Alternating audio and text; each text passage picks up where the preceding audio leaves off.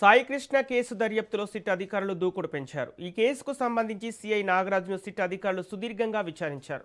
సుమారు 6 గంటల పాటు కొనసాగిన ఈ విచారణలో సిట్ చీఫ్ రవిప్రకాష్ స్వయంగా నాగరాజును ప్రశ్నించారు. సాయికృష్ణ అరెస్ట్ అయిన తేదీ, ఆ సమయంలో జరిగిన పరిణామాలు, అలాగే కేసులో టాస్క్ ఫోర్స్ పాత్రపై కీలక వివరాలను రాబట్టేందుకు సిట్ ప్రయత్నించింది.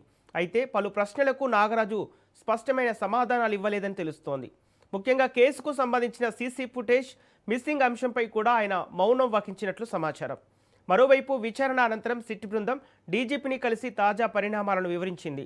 కేసు దర్యాప్తులో భాగంగా నాగరాజును మెజిస్ట్రేట్ ఎదుట హాజరుపరిచే అవకాశాలున్నట్టు తెలుస్తోంది. దీంతో సాయికృష్ణ కేసు విచారణ మరింత కీలక మలుపు తిరిగే అవకాశాలు కనిపిస్తున్నాయి.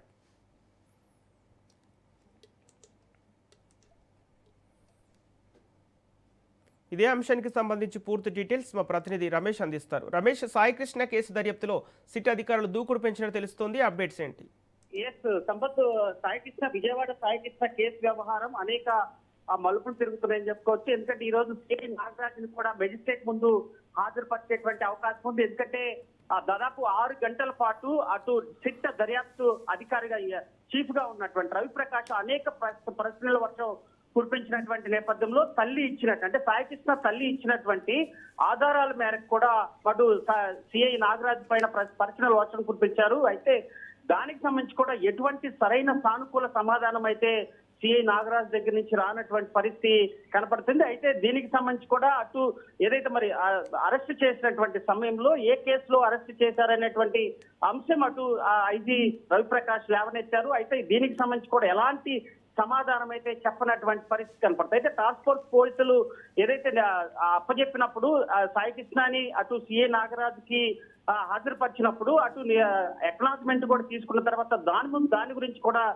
ప్రశ్నించినటువంటి సిఐ నాగరాజు కూడా ఎటువంటి సమాధానం చెప్పలేదు. అయితే దానికి సంబంధించి కూడా అటు సిఐ నాగరాజుకి సంబంధించి ఎటువంటి ఆధారాలు ఇప్పటి వరకు కూడా అటు సిట్ బృందానికి రానటువంటి పరిస్థితి కనపడుతుంది. ఈ నేపథ్యంలోనే ఈ కేసుకు సంబంధించి కూడా ఏదైతే మరి నాగరాజును తీసుకొచ్చినటువంటి పరిసర ప్రాంతాల్లో సీసీ ఫుటేజ్ డిజిటల్ ఆధారంగా కూడా కొంత సేకరించేటువంటి పనిలో పడ్డారు. దాదాపు 6 గంటలు విచారించినటువంటి సిట్ బృందం ఒక నివేదిక ఏర్పాటు చేసింది. నివేదిక చేసిన తర్వాత రాత్రి డీజీపీ కూడా తో భేటీ అయిన తర్వాత ఈ కేసుకు సంబంధించినటువంటి కీలక అంశాలు కూడా టీడీపీ ముందు తీసుకెళ్లినటువంటి పరిస్థితి కనపడుతుంది. ఈ రోజు వైద్య పరీక్షల అనంతరం కూడా అటు నాగరాజుని న్యాయమూర్తి ముందు హాజరుపరిచేటువంటి అవకాశం ఉంది. ఎందుకంటే ఈ కేసు నిన్నటి వరకు కూడా కేవలం హత్యాయత్నం కేసు నమోదు చేసినటువంటి నేపథ్యంలో కొన్ని సెక్షన్స్ కింద అటు కిడ్నాప్ వ్యవహారం కానీ హత్యాయత్నం కేసులు సెక్షన్స్ నమోదు చేసినటువంటి నేపథ్యంలో ఈ కేసు సంబంధించి రాత్రి కూడా సెక్షన్స్ ఆల్ట్రా చేశారు. ఆల్ట్రా చేసినటువంటి నేపథ్యంలో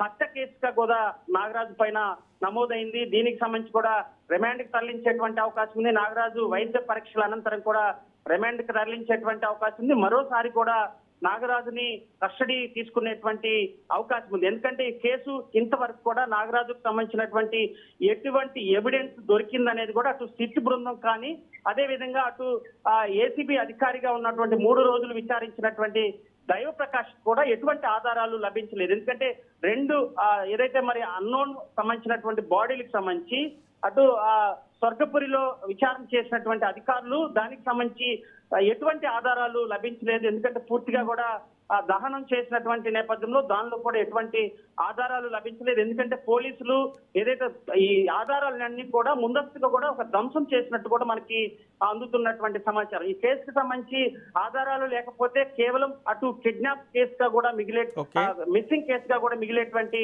అవకాశం ఉంది. ఈ కేసు అనేక కీలక పరిణామాలు తీసుకుంటున్నాయి. ఇదే సమయంలో వైసీపీ కూడా తీవ్ర స్థాయిలో విమర్శలు చేస్తుంది. రాత్రి నుంచి కూడా వైసీపీ ఏదైతే దీని వెనక పెద్ద వ్యక్తులు ఉన్నారు, సిఐ నాగరాజుని హైడ్రామాలో కొనసాగింది, నేను అరెస్ట్ చేసినటువంటి వ్యవహారం కూడా కొంత పొలిటికల్ యూటర్న్ తీసుకున్నటువంటి పరిస్థితి కనపడుతుంది. వైసీపీ పూర్తి స్థాయిలో కూడా కూటమి ప్రభుత్వాన్ని సాయికృష్ణ కేసు వ్యవహారంలో కొంత ఇరికాటం పెట్టే విధంగా కూడా వైసీపీ అటు ప్రయత్నాలు చేస్తుంది. ఇదే సమయంలోనే అటు మాజీ మంత్రి అంబటి రాంబాబు వ్యాఖ్యలు కానీ అదే విధంగా జగన్ వ్యాఖ్యలు కూడా తీవ్ర దుమారం వేస్తున్నటువంటి పరిస్థితి కనబడుతుంది.